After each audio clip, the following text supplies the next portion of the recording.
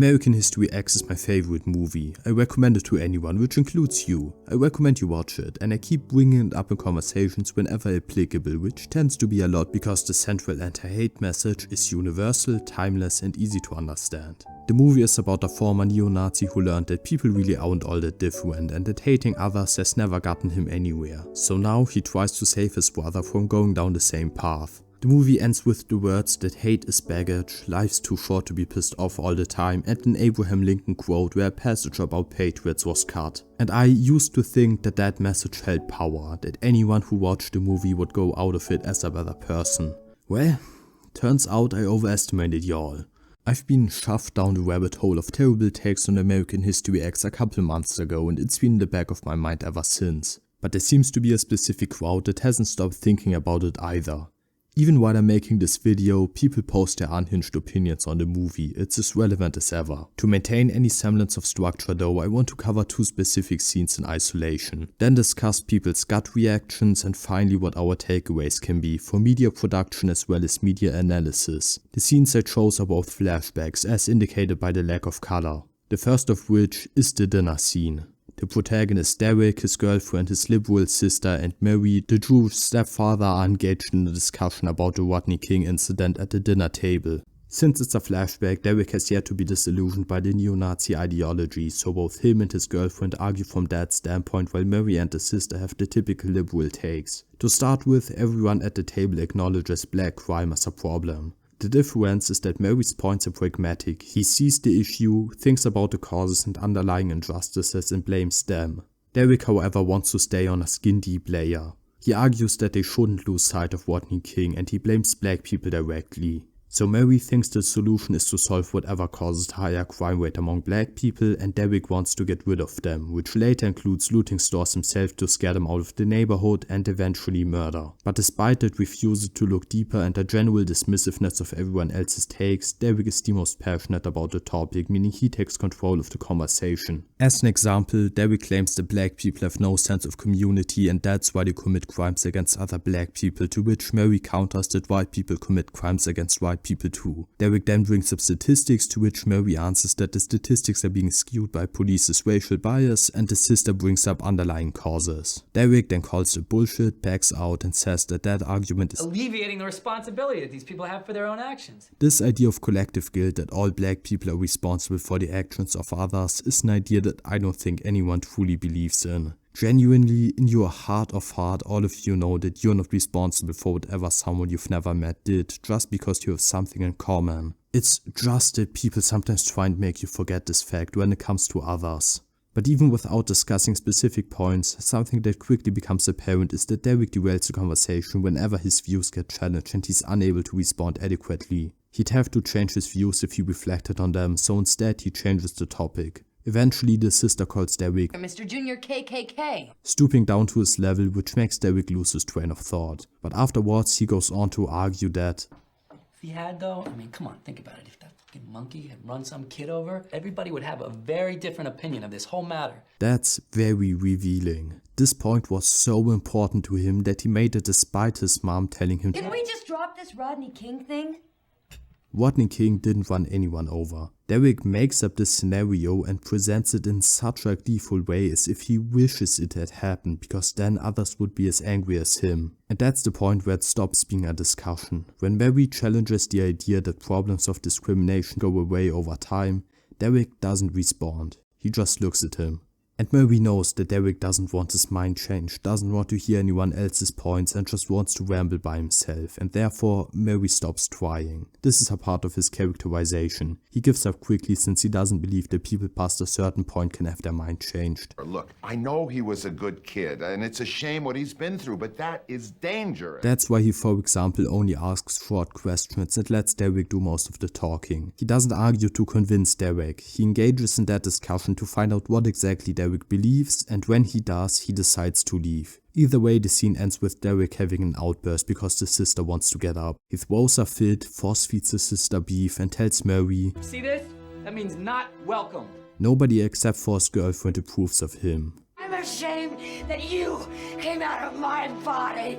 Mary leaves, Doris, you don't know the world your children are living in. And then it cuts back to the present where we know Derek is a changed man. The scene serves a pretty blatant role. Everyone was feeling so good that we just didn't see it coming. Maybe we should have. It's supposed to be an early indicator of Derek going down the wrong path in life. As such, it's an example that's very insidious, in which Derek presents his vile worldview as logically as possible. But as Derek becomes more and more angry and eventually has that violent outburst, the mask starts to slip. Despite its simple function, there's a lot to talk about here. So what I'd comment under a 10-year-old re-upload of the scene on YouTube would be something like how well it's acted, or how certain statements tie into the rest of the movie.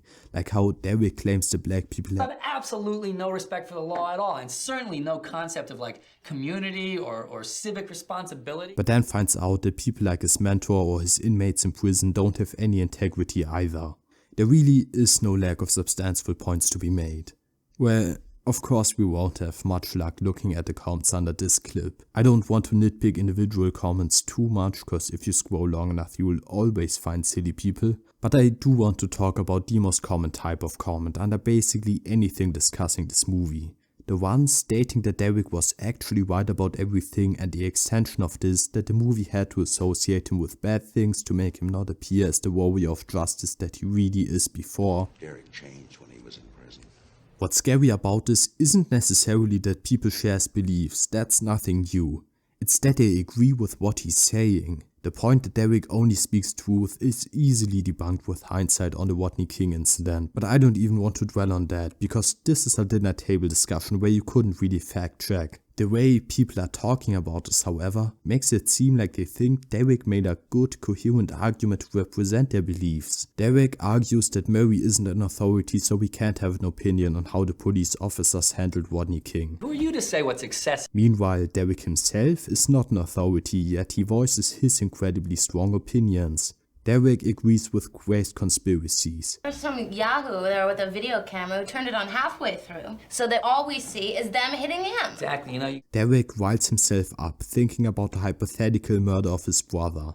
Derek is the hill these people want to die on. What Derek is putting up here is a bad showing for conservatism and conservative ideas, which even in the context of the movie aren't caused by neo-Nazism. They're part of a multitude of factors that lead to hate. And let's not fool ourselves by calling this conservative ideas. It's racism, it's far right, and the comments don't seem to disagree with me here. But I've even seen far more convincing arguments for why racism is good. I'm on the left, but if someone argued that the rich should be taxed more because... Think about this. If Elon Musk drove over a toddler, we'd all be very upset with him, then I'm gonna say they're absolutely deranged, even if they did arrive at a conclusion that I agree with. The sad reality we're left with is that the arguments don't matter. Political signaling does. To an undetermined degree, people are also just really bad at making arguments. I didn't want to nitpick too much, but they're doing the exact same thing Derek was doing by making up a hypothetical where people would be mad at black people. And this one here, saying social inequality causes crime is saying all poor people are criminals. So if I'm saying smoking causes cancer, that's saying all smokers have cancer? It's just word salad. Speaking of which, if I watch something that I see as manipulative, like The Game Changers, then I don't start agreeing with the phony opposition they invent. The thing I'd complain about is misrepresentation of points. Yet the comments under that clip on American History X claim that this scene is manipulative and propagandistic. And it is propaganda depending on your understanding of the word. And it is manipulation, but what else can media with a message be?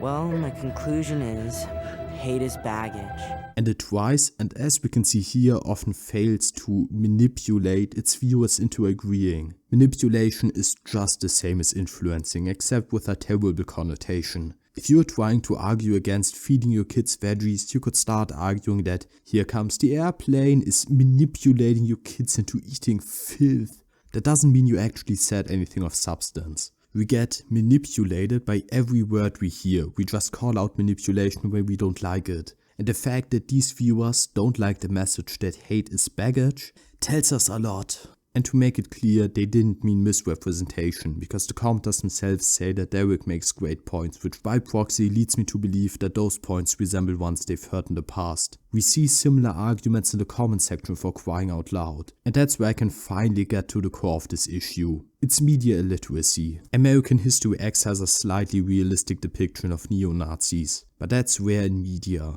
Yet it's also realistic in the sense that it's a dinner table discussion. Nobody came prepared, nobody makes great points. But like with sports teams, it's not about the discussion, it's about tribalism. Internet culture lacks accountability. What I mean is not that we should feel accountable for what Rodney King as a fellow human did. What I mean is that we give anything from Nazi salutes to anti-democratic behavior, even down to bad arguments, a pass as long as those people are on our side. And I don't mean American culture, I mean most of the world. There's a German collection of stories about the Schildbürger, very intelligent people that pretended to be stupid in order to escape responsibilities until eventually over generations they actually became stupid. It's fantasy of course, but that's literally what we're doing right now. We are pretending to be stupid when it comes to anything on our side.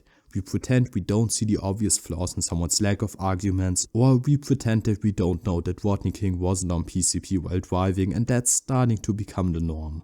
And with us, I really do mean us. Stupidity and media illiteracy aren't diseases exclusive to the right, or how American History X puts it, which is why I don't even see it as anti-conservative. Irrational hatred of others is bad no matter where it comes from. There was a moment when I used to blame everything and everyone for all the pain and suffering and vile things that happened to me, that I saw happen to my people. I used to blame everybody, blame white people, blame society, blame God. Has anything you've done made your life better? For example, there are people arguing that American History X is racist because it features racism. And there are similar claims that Attack on Titan or All Quiet on the Western Front are pro-military because they feature military propaganda. I get back to this idea that X appearing on screen immediately endorses it, but at face value this is nonsense and wildly reductive of art as a whole. But it keeps on coming. When it came out, there were a lot of claims that Drama Queen is anti-immigrant because it sees the protagonists murdering and eating aliens that are all in positions of power and wealth, are rude and act better than everyone else. They are free from accountability and they present themselves as the saviors of humanity despite all that. My first interpretation was that Eat the Rich was taken literal, since there's this whole contrast between the minimum wage working protagonist and the aliens living in luxury. The hunger that drives one of the protagonists to start eating aliens is a hunger caused by poverty after all. The interpretation that they are a metaphor for immigrants seems really forced and reliant on the association between immigrants and aliens, but what we associate the aliens with doesn't matter. Murder is bad either way. Killing a rich person would still be immoral. By the way, for this one I'm genuinely only going to show manga footage in the background, the discourse is just too toxic. But said discourse hinges on people assuming that the story already made statements. Either it's this bold statement that foreign influences are ruining beautiful Japan and they're finally standing up to that, usually from people on the right that feel nationalism towards Japan, so shoutouts to the Double Social Outcast special, or it's people on the left arguing that it's racist hate speech. But y'all genuinely forget that media can show something without endorsing it. Like how American History X can show a scene of a curb stomp and not have the message that curb stomping someone is good. Under the comments on the dinner scene clip, there are plenty of comments talking about the curb stomp. Yes, we are still at the dinner scene comment section. The consensus is that Erik did the right thing. He was getting robbed, so he defended himself is the argument. As I stated earlier, Erik wants to get rid of black people. The first kill could be called self-defense, but there was no logical reason to keep shooting at a guy that's running or a car that's driving away. There was no logical reason to curb stomp that man. He used this opportunity to get away with murder. It was an irrational expression of rage. I know we've all gotten really desensitized to the idea of murder because of media, but this is the popular opinion on an anti-hate movie. The only world in which curb stomping a defenseless man in a low stakes situation as the cops are arriving is the virtuous course of action is a world where black people aren't human. And I hate that it does this, but this gives credence to the otherwise insane argument that movies can't depict racism without endorsing it. American History X shows hate crimes. It shows how the perpetrator comes to regret his life choices and sees everything he believed in as Bullshit, Stacy. How can it get clearer than that? Yet self-proclaimed racists are able to use this to fuel their rage. It's probably clear that I don't personally agree with that notion. I think it's important that we have realistic depictions of real-world problems in media, and I think that stubborn people will always find something they can twist to fuel their outrage. The bigger question is not what you're allowed to make or not make, it's just how limited media is in its ability to move. So many people can watch American History X, and as his dad told a young Derek, Hey, read the book, ace the guy's test. Just don't swallow everything he feeds you whole. that comes from a different scene I want to talk about, the dinner scene. Here a young, impressionable and open-minded Derek and his father talk at the dinner table. Derek talks about how one of his teachers, Sweeney, is way overqualified, has 2 PhDs and the teaching job is way below him. Sweeney is the most virtuous character in the movie. He does his best to help Derek and his family, and he doesn't give up as quickly as Murray. Either way, Derek mentions that they read Native Son in their class, and without knowing anything about the book except that it's about a black guy, the father immediately dismisses it. He didn't read it, yet he claims that great books are being replaced by black books. And that really begs the question why the dad cares about great literature being read in the school and what constitutes great literature in the first place. Native Son was a bestseller. By that metric, it's a great book. But even if it wasn't, you don't read good books in school. You read books that you can learn from. But if you want to argue that Native Son isn't a great book, then you'd have to objectively measure the quality of art. Critics don't have the answer to that either. But we know by now that it's not about being coherent. The dad then brings up how 2 completely unrelated black people were hired as firemen at his department despite not having the highest scores on a test. He says, Best man for the job. You do your best, you get the job. and that's the one decent point that all the other deranged stuff hinges on. And I agree, I wish that was how the world worked. It's a reasonable argument. It's in fact a conclusion that any child with no outside influence, no father context would arrive at. But do any of you still think that the most qualified people get jobs? It's the person that's best at convincing an interviewer that they're best at the job that gets it, not the one that's best at doing it. Those are correlating but nonetheless different skill sets. But where the dad completely malfunctions is when he takes an unrelated and, by the way, a white man's action of hiring 2 people for their skin color and uses that to argue that Sweeney, you know, the guy with 2 PhDs, doesn't know anything and is only spouting Bullshit. He tells Derek to question his lessons. Huh? You gotta question these things, Der. You gotta look at the whole picture. And then immediately goes on to tell Derek to dismiss all of it. So he doesn't leave Derek a chance to think for himself, just the illusion. And the comment section under the scene looks exactly like under the last. Just instead of Derek, his dad is the one that everyone's holding up. The dad was rhetorically fitter than Derek. He took one reasonable point to dilute the prejudice and make it go down easy. And now the comments can cling on to that one reasonable point and claim that since that was justifiable, everything the dad said was. Just forget that he said Sweeney doesn't know what he's talking about and that Native Son shouldn't be read in schools. His rhetoric worked on these people and makes them think he was coherent, which is kinda wild. But as explained earlier, there are people that want to agree with him. They especially don't question why he's doing his best to be pissed off at nothing. And I want to point out the irony of the channel that uploaded this clip. Racism in film and TV, a channel made to highlight clips that include passive or active racism. Judging by the about section, they see the scene as harmful, and before looking at the reception, I'd have found it easy to argue against this. But now I'm finding this much more difficult. The scene clearly intended to be an example of a realistic bigot sowing hatred in his child. But judging from the reception, you think this is a pro-racism propaganda piece. The movie even inspired a murder all the way back in 2002. This part of the reception isn't new, and something as extreme is unheard of, especially for an anti-hate movie.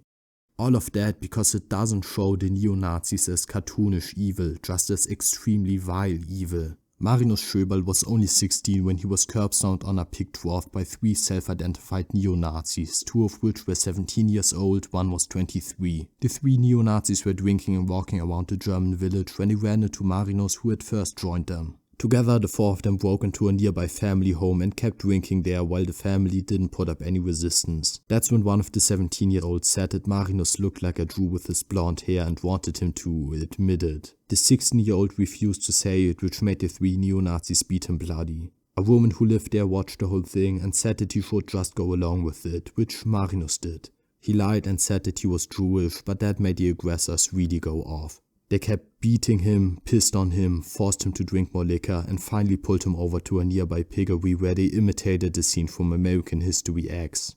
There's been a lot of discussion about what the actual motivation was, but ultimately this sort of speculation doesn't matter for the purposes of this video. It seems like an irrational expression of rage. In front of the court, it was argued that the 23-year-old was too stupid to fully understand the neo-Nazi ideology with his IQ of around 50. They said he was only mimicking his idea of a neo-Nazi at a surface level. And now I want to go back to 2 of the earlier questions. Does media have the power to affect people, and how do we perceive and judge media? As we can clearly see here, people are able to not let media affect them when it's uncomfortable, and any media that challenges your views is uncomfortable. There are open-minded people that will let themselves get affected, but that means it's not solely a sign of media's quality when it's able to affect someone. It's a quality of the individual consumers that let themselves get affected. And equally, it's not a flaw when media gets denounced by insane people who think it's propaganda, but that belief coexists within me alongside a seemingly contradictory one.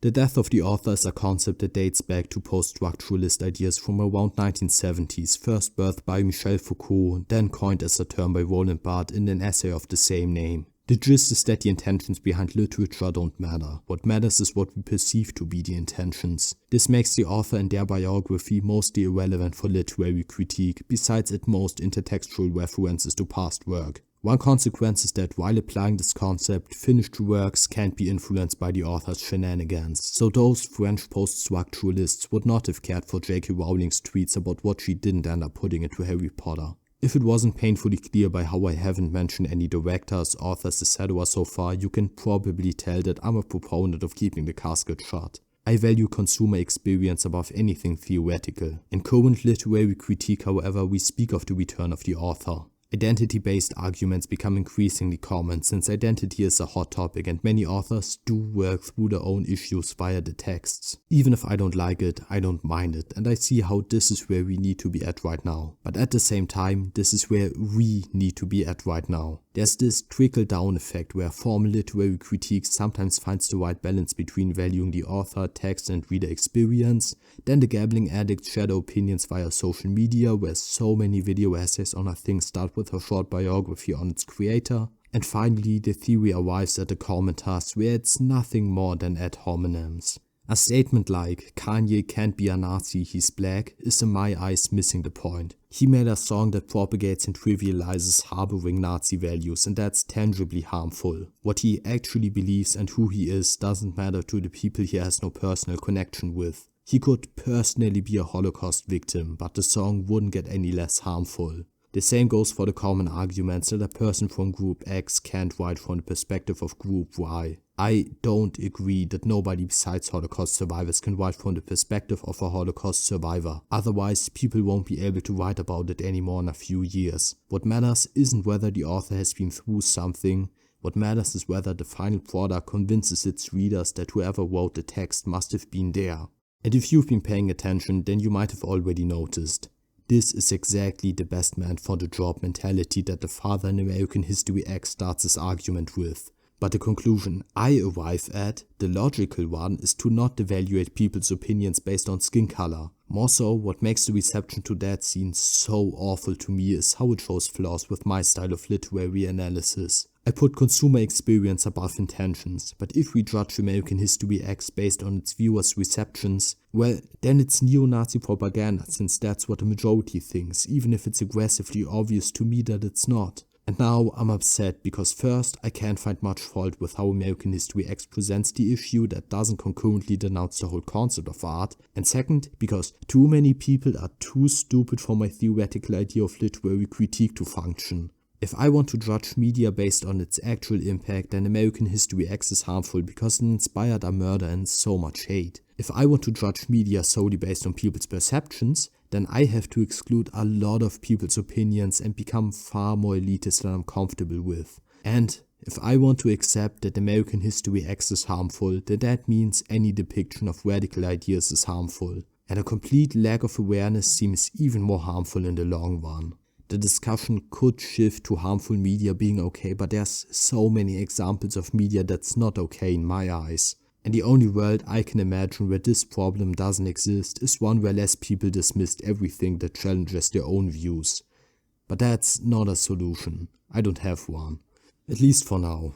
I'm aware that this whole thing is most likely a symptom of the current political climate. A lot of modern politicians base their entire existence on false promises, on a lack of values and integrity. Just don't take accountability. Erik as well was dismissive of counterpoints in that first scene I talked about. Rhetorically, you can't ever win against someone that doesn't acknowledge anything you say. That's the modern role model. Nowadays, you'll be cheered on by people if you do something problematic and don't take responsibility, even more so than had you not done anything wrong in the first place. We reward spineless cowards that hold no values. It's opportunism at its worst. And I think it's an imitation of that which brings about the dismissiveness needed to try and misunderstand American History X. But I hope all of this is cyclical. 20 years ago the consensus on the movie was clearer. In 20 years, depending on the political climate, hopefully the majority will understand the anti-hate message. But there's very little solace in knowing that for anything, be it something small like how despite me believing that 50 years from now the author will be halfway back in the coffin when it comes to literary analysis, that doesn't change how it's conducted now, or be it actual issues like how people around the world are increasingly voting authoritarian again, or how so many don't understand propaganda. Even if idiots love to sell you this lie,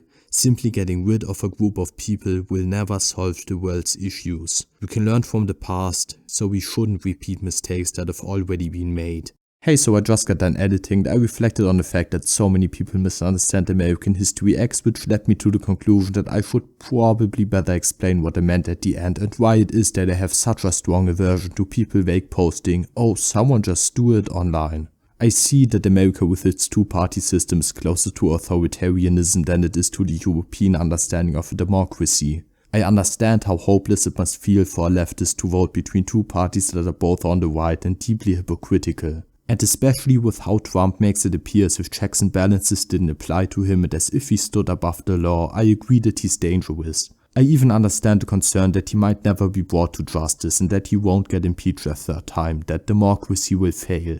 That's why I'm pro-protest in almost every form. Voicing your discontentments and making them heard is part of any democracy. But since people's voices are being ignored, there's this trend of vague posting that someone should just assassinate Trump. It's a short-sighted lust for immediate gratification, it's cowardly and it's anti-democratic. You gave up somewhere along the way, so now you're sitting at home hoping that someone else will solve all the problems for you. You can't think farther than, oh, I don't like Trump and I don't see an immediate solution, so since it would be better if he wasn't there, someone should just assassinate him? That worked out great with the United Healthcare CEO, now didn't it? We all saw how that assassination fixed the US healthcare system, right? And to a small part, this is about me having values. You know, unlike people that define themselves solely as an opposition to something. But even if you don't care about any democratic values and you think that an assassination would be best for the states, it would only further radicalize the rest of the world. I only showed Portugal's recent election results on screen, but if you're at all interested in global politics, anything past your own border, you know that a shift to the right and the right's shift to Trumpism is an international trend.